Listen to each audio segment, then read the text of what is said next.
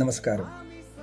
Israel പാഠപുസ്തകത്തിൽ ഇങ്ങനെയൊരു വരിയുണ്ട്: ഒരു നാൾ നാം ഒറ്റപ്പെട്ടു നിന്നപ്പോൾ അഭയം തന്നൊരു രാജ്യമുണ്ട്. നമുക്ക് ഏറ്റവും സ്വാതന്ത്ര്യത്തോടു കൂടി എന്നും കയറി ചെല്ലാവുന്ന ഒരു രാജ്യമുണ്ട്. ആ രാജ്യത്തിൻ്റെ പേര് ഇന്ത്യ എന്നാകുന്നു എന്ന്.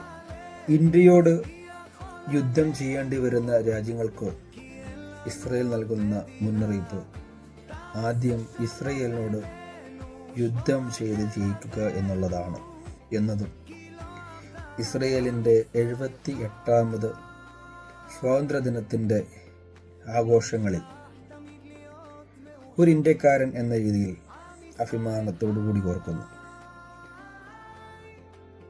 നമ്മുടെ നാട്ടിൽ തൃശ്ശൂർ പൂരത്തിന് ഒരുക്കി വച്ചിരുന്ന വെടിമരുന്നുകളുടെ ആ ഒരു വലിയ തീപിടുത്തത്തിൽ വെന്തു മരിച്ചിട്ടുള്ള നമ്മുടെ സഹോദരങ്ങൾക്ക് ആദരാഞ്ജലികൾ അർപ്പിക്കുന്ന ഒരു ദിവസം കൂടിയാണെന്ന്. ഒരു ചെറിയ സ്ഥലത്ത് അത്രയേറെ ഭീകരാവസ്ഥ ആ വെടിമരുന്നുകൾക്കുണ്ടായെങ്കിൽ വർഷങ്ങളായി ഇവിടെ ജോലി ചെയ്യുന്ന ഇസ്രായേൽ മലയാളികൾ ഞങ്ങളുടെ നേരെയും പാഞ്ഞെടുക്കുന്ന മിസൈലുകളും ഷെല്ലുകളും ബോംബുകളുമൊക്കെ ഈ രാജ്യത്ത് നിന്നുകൊണ്ട് ധീരതയോടുകൂടി അതിനെ ഇസ്രയേൽ പട്ടാളക്കാരോടൊപ്പം ഞങ്ങൾ സുരക്ഷിതരാണ് എന്ന് പറയുമ്പോഴും ആ സുരക്ഷിതത്വം എന്നത് ഇവിടെ വന്ന് അനുഭവിച്ച് ഇവിടെ വന്ന് ജോലി ചെയ്യുന്നവർക്ക് മാത്രം അറിയാവുന്ന കാര്യമായതുകൊണ്ടാണ് ഏത് യുദ്ധ സാഹചര്യങ്ങളിലും ഇസ്രയേലിലേക്ക് ജോലിക്ക് വരാൻ മലയാളികൾ ധൈര്യം കാണിക്കുന്നത് എന്നതും ഈ ദിനത്തിന് ഞാൻ പങ്കുവെക്കാൻ ആഗ്രഹിക്കുന്ന കാര്യമാണ്.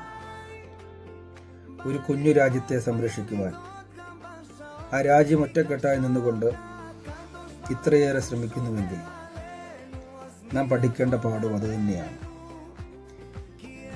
ഒരു രാജ്യത്തിൻ്റെ സ്വാതന്ത്ര്യം ആ രാജ്യത്തിലുള്ളവർ ഒറ്റക്കെട്ടായി നിന്ന് നേടിയെടുക്കുന്നതും ആ സ്വാതന്ത്ര്യത്തിന്മേൽ ആരെങ്കിലും കൈകടത്താൻ ശ്രമിച്ചാൽ അതിനെ ചെറുത്ത് നിൽക്കേണ്ടതും ആ രാജ്യത്തിൻ്റെ മാത്രം കടമയാണ് എന്നുള്ളതും മറ്റുള്ളവർക്ക് അതൊരു ചാനൽ ചർച്ചയായി മാത്രം എല്ലാ ദിവസവും റേറ്റിംഗിന് കൊണ്ടുപോകുന്ന ഒരു വിഷയമായി മാറുമ്പോൾ ഇസ്രയേൽ അതിനെ അതിൻ്റെ ഏത് യുദ്ധ സാഹചര്യത്തിലും ഇവിടുത്തെ തലമുറയെ പട്ടിണിയില്ലാതെ കൊണ്ടു നടക്കുവാനുള്ള ദീർഘവീക്ഷണമുണ്ട് എന്ന സത്യമാണ് ഇന്നത്തെ എല്ലാ ആശംസകളോടൊപ്പവും എനിക്കും തരാനുള്ളത്.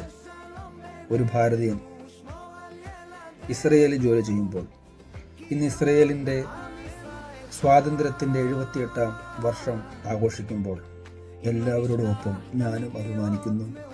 ഞാനും ഒരു ഇസ്രയേൽ മണ്ണിലെ കെയർ ഗീവറാണ് എന്നുള്ളത്. നന്ദി.